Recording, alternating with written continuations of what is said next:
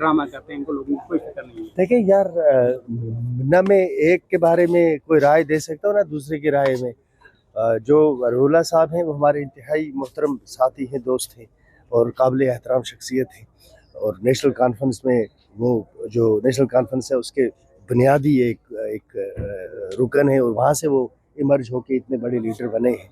इसी तरह वीरी साहब का एक ख़ानदानी तल्लुक़ रहा है नेशनल कॉन्फ्रेंस के साथ। मैं नया नेशनल कॉन्फ्रेंस में आया हूँ, मैं सबका एहतराम करता हूँ और सबका एहतराम करता हूँ, डिप्टी सीएम के इस बयान पर सबका एहतराम करता हूँ। मेरा फ़र्ज़ है सबका एहतराम करना। हर एक अपने सिलसिले में खुद जवाब दे।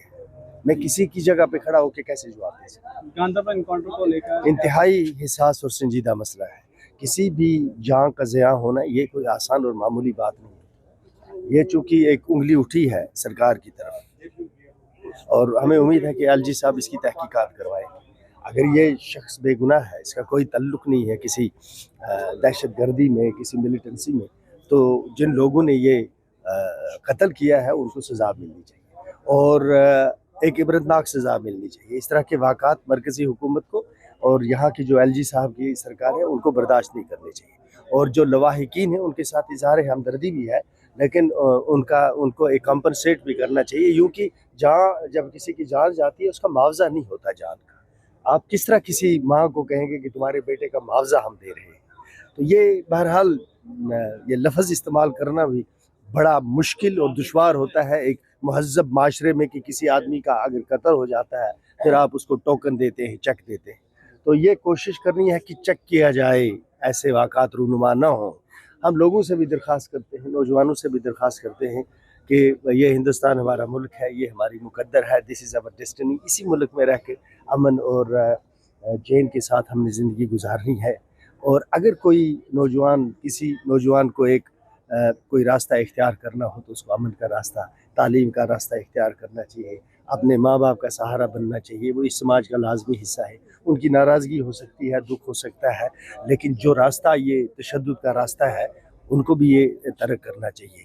लेकिन यहाँ मैं एक जुडिशल इंक्वायरी की मांग करता हूँ। एक ट्रांसपेरेंट, ऑनेस्ट और integrity based judicial inquiry in a time bound manner is the necessity of the our.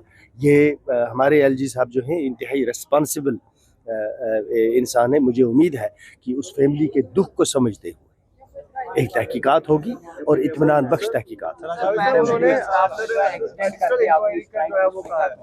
जी। बच्चों का भविष्य सिर्फ किताबों से नहीं बल्कि सही माहौल, सही मार्गदर्शन और सही शिक्षा से बनता है। MV international school affiliated to CBSE nursery से 12वीं तक, जहां पढ़ाई सिर्फ बोझ नहीं बल्कि एक आनंद है।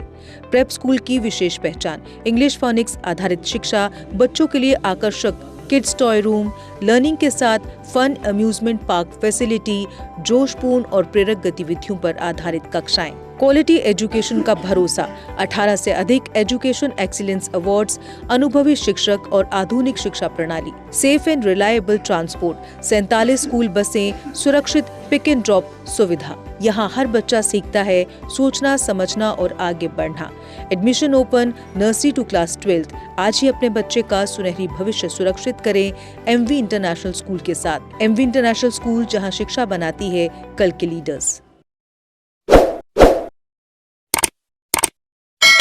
जम्मू कश्मीर की खबरों के लिए जुड़े रहिए JK अपडेट के साथ।